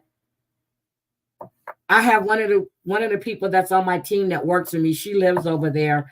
And she told me as soon as she knows it's up and going, she'll let me know. That way I don't have to keep driving to Airway Heights to see if they're open or not. I need some Popeyes. But I thought about going to Post Oak Falls. It's a nice day. The freeway is pretty there's still snow down, but the roads are pretty good. I still have a little ice over here. But I think I'm going to take that drive today. No, probably not today. Probably tomorrow. Because I took down steaks and stuff. But I need to go to Costco. Because I only have one thing of shrimp left. So I need to go to Costco and put shrimp in my freezer. I don't like being down to one thing of shrimp. So anyway, let's see. What else? I don't like Five Guys, damn it, Mandy. It used to be good, but what a burger. What a burger. Oh, my God. 2, 3 o'clock in the morning. You coming in, go to Whataburger. But I do not like Five Guys. When Five Guys first started, they were really, really good. If you have a Culver's, Culvers, where you live, go to Culver's. I do not like Five Guys anymore at all. They used to be good. Build your own hamburger. I didn't mind paying the $8, $9 because they were good. I went there one time and it was disgusting. Good morning, Roscoe. I was so disappointed. The beef is not fresh anymore. I mean, they're buying those frozen patty shit. So no, I don't eat at Five Guys at all anymore. There's a place here called Zips. They have pretty good hamburgers too. I've tried Zips. So they have pretty good burgers. But I normally go to, it's called Brucey's. It's off of, I didn't know it was off of Highway 2 because I always call DoorDash and they deliver. Oh, you like Fat Burger. Okay.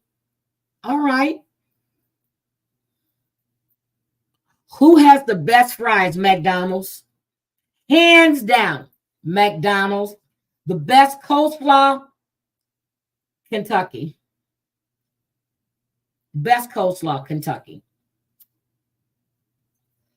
And that's the only coleslaw I will eat. Best biscuits, Churches. Yep. So that's, yeah. I don't know. We have a Churches here. I haven't seen a Churches. I know there's Kentucky Fried Chicken. I love Fuddruckers. Fuddruckers is all over Houston. I love the burgers at Fuddruckers. I used to go to the one off of 610. I love Fuddruckers. Love it, love it, love it. But I'm not a big burger person. But if we were on that side of town, I would go to Fuddruckers. Yep, KFC has the best coleslaw. They really do. It's crunchy. It's not all watery and stuff like that. Yeah, I love KFCs. Yep, it's a Texas thing. I love Fuddruckers though. But when I moved to Atascocita and Culver's was right there, I had to try it. And my God, yes, I love Culver's. Because Fuddruckers was on 610 over there by Joel Osteen's church. Well, there's one off of 59 too. But I like the one on 610. So anyway, I'm going to get out of here. It is 9:07. I've been live now for 2 hours, and I don't like to hold you guys. I don't like to keep you guys. So don't forget, Savage is live today at 2:30. Oh, wait a minute. Hold on. She said 2:30. Let me go see what that's probably 11:30 for me. Hold on. Yep, it's 11:30 for me. So it's called Saturday Scoop with Savage. So it's 11:30 for me. It's 1:30 Central and 2:30 Eastern. I don't like Joe. I don't like his wife. Or no, yep, it's 11:30 for us. So shit, I was thinking 2:30. I got to get going. Texas has the best burgers. So in Virginia, I'm trying to think what's the burger place I used to go. So in Virginia Beach, I used to go to the Happy Crab. I like seafood. I used to go to Rockefeller's on the water in Virginia Beach. They have, oh my God. And when they would do all you can eat lobster night, I think it was Thursday, huge ass lobsters. So when I'm anywhere around seafood, I'm going to eat all seafood or I'm going to eat steaks. Here, I don't have a big thing for seafood. You know, I can get my shrimp, I can get some speckled trout, but there's no bass, I can get salmon, but yeah, I don't like their crawfish here. It's Pacific Coast. I don't eat the oysters here because it's Pacific Coast oysters. There's no flavor to them, so I don't eat that stuff here. But when I go to Vegas, I'm sure to go get my seafood. Yes, I had the sourdough jack from Jack in the Box. Those are good.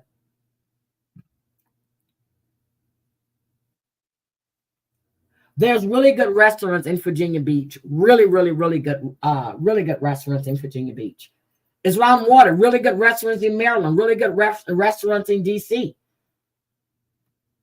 Arlington, Crystal City. All of it. So anywhere there's water and I can get Gulf Coast shrimp and all, I'm good to go. And that's why I go to Costco, because I can get Gulf Coast shrimp, which are the gray shrimp. They're Gulf Coast with the flavor. All right, guys, I'm going to go. I have enjoyed talking to you guys. And this Madeline Soto stuff, I'm going to definitely keep my eyes out on it. And anything that pops up, if anything pops up over the weekend, I'm going to come on with breaking news. No, man, I've heard of Jack in the Box, but never tried it, but went to a lot of places. Okay, but if you got a Culver's, guys, try the Swiss burger. Try that burger, and you can put whatever you want on it. And then I hear a lot of people are talking about, Risa Tessa. I said I was going to cover that, and I'm not, because people are going to be pissed with what I have to say. I heard Legion's interview that he did with this young man, and they both are not telling the truth. I believe the stuff about finances. I believe that. But Tasha K did an interview with his family, with the ex-wife, the stepdaughter, and the stepson. So I really think I'm not paying for it. Hopefully she drops it on YouTube. Hopefully she'll drop it on YouTube. So I really, really, really want to hear that in. Hi, Flower Power. Breaking news is that I totally and completely love you. Okay, Flower Power, I got you. I'm just like, okay. So then, oh my God, your crack elf just dropped. I just got a notification. Well, I just looked at my phone. She has JY Greatest Hits for Women's Day. Stop supporting this misogynist. Oh, shit.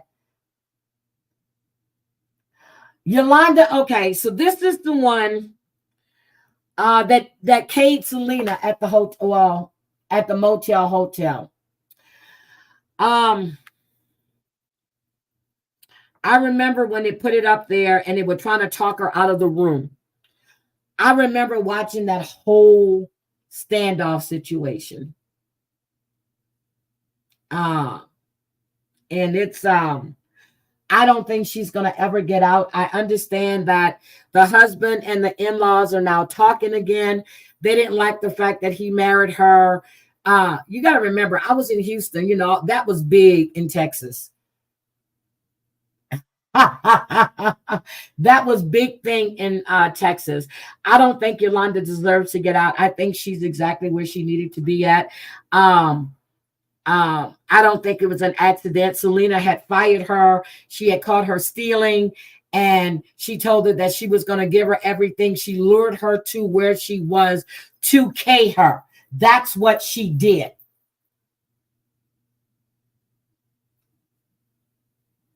Oh, I love stuffed lobster too with crab meat. Oh my God, I love. Matter of fact, I might make that today, Roscoe. I might make that today. Oh, I might make it Sunday. But I have to get real crab meat, and I don't buy that shit in the camp. I need lump crab meat. That's what I need. I don't know. I think I might go get. I'm gonna have to go out. I'm gonna have to go out after Savage, because if I start running around now, Costco just opened, so I can go to Costco right now and get what I need to get and be back. Costco just opened, so I can run to Costco right now, and that's what I'm gonna do, so I can get myself there. So anyway, I got to go throw some clothes on. Look, I got to go throw some clothes. Well, I have clothes on. I have sweatpants and stuff on, but I'm not matching. So I need to put some clothes on that's going to match. I don't like hush puppies. I don't eat a lot of bready stuff.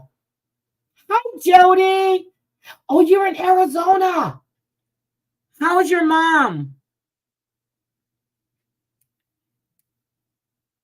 Okay, so I'm going to run to Costco, guys, and I'm going to go take care of this shit that I need to do so I can be back for Savage. Beat the Maldives. I need them in bulk. Oh, you need the milk, the Maldives, the milk duds. Are you out of milk duds already, Savage? All right, Savage. I'm going to go peep the milk duds, the mild duds. I'll go check those out. But I'm getting ready to run to Costco. I love you guys. Wait a minute. What is this? I tried catfish too. My uncle had a pool filled with bass. Oh my God, I love bass. Oh, I love bass. Bass. Oh my God. I will peep your milk duds. I don't even go down to Candy Owl. I'm serious. I go straight to the seafood department. I go straight to, because I know what I'm going for. I'm going in and I'm going out. You baking cream puffs with Sunday service. Okay, you do that. I love you guys. Go check out your crack elf. She has a new video out. I just clicked on my phone. It's like 15 minutes. Almost 16 minutes long. So go check that out. And if you guys haven't watched Pooch live is titled "The Deleted Lives Before He Went Down," I guess, to Angela's. Go check it out. I was like in fucking shock. I was like, are you kidding me? I was actually in shock. I don't know why. Nothing should surprise me anymore. So anyway, I'm going to get out of here. I love you guys. Have a great Saturday, and I will see you in Savages. Bye, guys. Have a good one. Yep, we spring forward tomorrow.